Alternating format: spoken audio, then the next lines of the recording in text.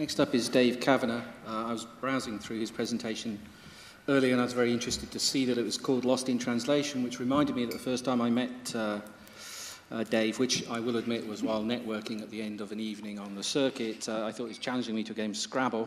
We also have to feel sorry for Dave. He's got to dash off around about lunchtime. He's got to get back to Dublin. Apparently this evening he needs to show some people around the Dublin city centre, so that sounds like a real hard job. He's here now to clarify everything that Scrazzle is about. Over to you. Thanks, Terry. Yeah, this just gets going, okay. So it's skipped about 4 slides, but anyway, so are we starting again? Do I just... No? Okay. So, Scrazzle, yeah, my name is David Kavanagh. I'm a co-founder, managing director of Scrazzle. We were, some of you may have heard of us. We've been here for, we've been around for a couple of years. We were joined forces with Compare Networks. People who brought Biocompare to the market about 13 years ago.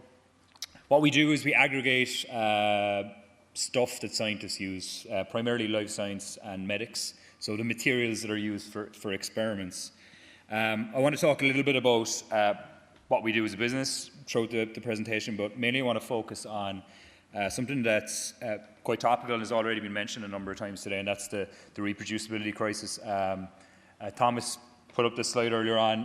What I want to kind of focus specifically on from this is you know, this article covered a kind of whole range of factors that I think are contributing or thought to contribute at least to this lack of reproducibility in experimental science. But one that's particularly interesting to us as a business is the ambiguity with which materials appear in your content. The material and method sections of papers are incredibly poorly structured. This paper appeared just this year. It was published by collaborators of our Melissa Hendel and her colleagues. And what they looked over a period of a month, they looked at new publications that were coming out, and they were documenting the relative identifiability of the materials within the material sections. And what they actually found was less than 50% of materials were uniquely identifiable. And that's not by computers, that's by humans. So if you want to repeat an experiment, if you can't even just decipher what materials are being used, this is obviously a problem. This has spawned an initiative that we're proud to be involved in called the Resource Identification Initiative. It was launched at SFN last month, and it's bringing together a bunch of people who have an interest in seeing improved method reporting within experimental science. Basically, there's a couple of factors that are important to this. One I think that's going to be incredibly important going forward is this idea of having a unique identifier for materials that are mentioned in content. So when you read a paper, you can uniquely and unambiguously identify what material has been used.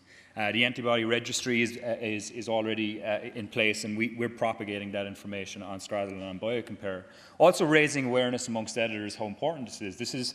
This is one small thing that could make an incredibly big contribution to improving reproducibility in science. So I think publishers have an obligation to take notice of it. From a business perspective, and why we're interested in it is, you know, we distribute this information. This is the Scrazzle Developer Network. We launched an API in September, which brings all this information together and makes it available for third parties. If you want to enable hyperlinks on your content to products, if you want to put a product box on your page, if you have a workflow tool that involves management of resources, we provide all that structured information. So this is an example of a partner that we work with. It's Quartzy. They're a provider of lab management software based in Palo Alto. They're using the product data on their site. We do all the cleanup work on the product information. The business model that underpins these partnerships is, you know, we have 800 customers in the pharma and life science market. We drive traffic to their websites. So our partners use our links. They use our product information. It's in our interest to make it as good as possible. Jover, another partner of ours that just came on board recently, they just had plain text box of materials on the page. And the issue for them was they had no links. They couldn't drive their audience back to where they could actually find these materials.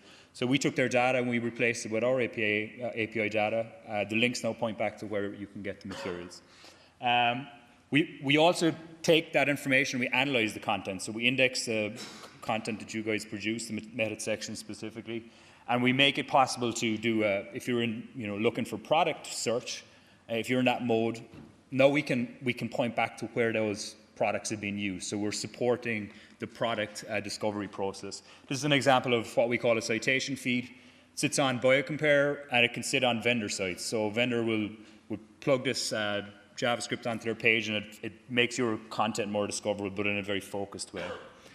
I'm here because I'm interested in inviting publishers to get involved in this discussion about improving methods. It's incredibly important. It's a simple thing to do. Make sure people put the right stuff on the method papers. We have an API that's there. We're paying you to use it. If you use our API and use our product information, it's an ancillary revenue source for your business. We'd also like to make your content more discoverable by pointing it to, where these products are being used and what scientists are using them. So I'm here for a little while today, so I'd love to speak a little bit more. Thank you.